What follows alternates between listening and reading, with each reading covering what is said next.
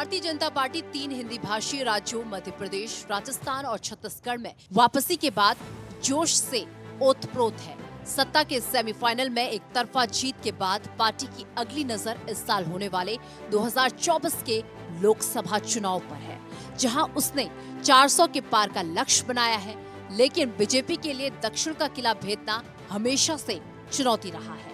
कर्नाटक भी हाथ से फिसल जाने के बाद वहां की लड़ाई इतनी आसान नहीं है। 2019 के लोकसभा चुनाव में पार्टी को दक्षिण भारत के 5 राज्यों की 129 सीटों में से सिर्फ 29 में जीत मिल पाई थी। उसमें भी 29 में से 25 सीटें अकेले कर्नाटक से आई थी। ऐसे में इस बार 400 के टारगेट को पाने के लिए शीर्ष नेतृत्व ने नया प्लान बनाया है। पीएम मोदी के मिशन साउथ के तहत 40 से 50 सीटें जीतने पर पार्टी का जोर रहेगा। मोदी के नेतृत्व में दक्षिण में शक्ति प्रदर्शन। प्रधानमंत्री नरेंद्र मोदी के नेतृत्व में भाजपा का दक्षिण में जोरदार प्रदर्शन करने का इरादा कम नहीं हुआ है। आने वाले 2 महीने में प्रधानमंत्री इन दक्षिण के 5 राज्यों में खूब प्रचार करेंगे और विकास की कई योजनाएं भी शुरू करेंगे। प्रधानमंत्री नरेंद्र मोदी ने तमिलनाडु, लक्षद्वीप और केरल में योजनाओं की सौगात दी। तमिलनाडु में जहां उन्होंने 20,000 करोड़ रुपए की कई विकास परियोजनाओं का शुभारंभ किया, इनमें एक शानदार नया हवाई अड्डा भी शामिल है। इस हवाई अड्डे के बनने से राज्य के हवाई संपर्क में काफी सुधार होगा और पर्यटन को बढ़ावा मिलेगा। वहीं प्रधानमंत्री नरेंद्र मोदी बुधवार को केरल में थे, जहां उन्होंने त्रिशूर में एक भव्य रोड शो और एक जनसभा को संबोधित किया।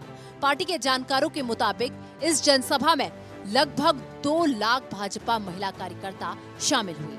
ये कांग्रेस की ओर से भाजपा के दक्षिण में कमजोर होने के दावों के बाद बीजेपी का एक बड़ा शक्ति प्रदर्शन माना जा रहा है। दक्षिण के लिए ये है बीजेपी का प्लान। भाजपा का दक्षिण भारत में कमल खिलाने का इरादा है। पार्टी ने लोकसभा चुनाव 2024 में 5 दक्षिणी राज्यों की कम से कम 40 से 50 सीटें जीतने का लक्ष्य रखा है।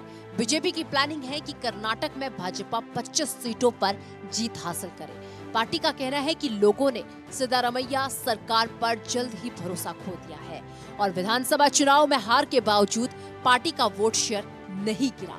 2019 में तेलंगाना में 4 सीटें जीतने वाली भाजपा इस बार और बेहतर प्रदर्शन करने की उम्मीद कर रही है।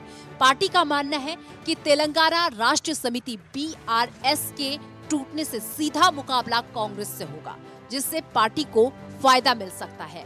भाजपा के निशाने पर केरल, तमिलनाडु और आंध्र प्रदेश भी है और पार्टी इन राज्यों में भी कुछ सीटें जीतने की उम्मीद कर रही है। बीजेपी के केरल में राहुल गांधी के खिलाफ वायनाड से मजबूत उम्मीदवार खड़ा करने की तैयारी है। सीनियर लीडर ने बताया कि चुनाव प्रचार में प्रधानमंत्री नरेंद्र मोदी और अमित शाह की रैलियों ने दक्षिण पर खासा जोर होगा।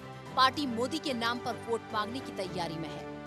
दक्षिण में भाजपा का अकेला चलो वाली रणनीति। तमिलनाडु में इस बार सीन कुछ अलग होगा। उसकी दक्षिण की दोस्ती AIADMK के साथ नहीं होगी। NDA से नाता तोड़ लिया है। भाजपा इस बार अकेले चुनावी मैदान में उतरेगी।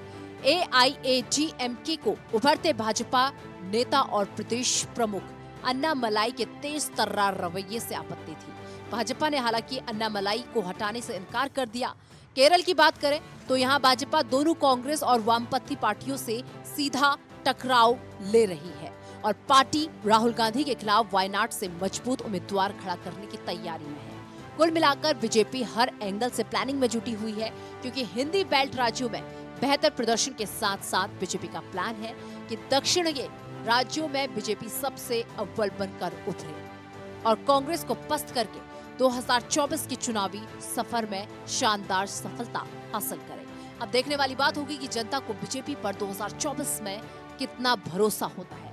Bureau report, network 10।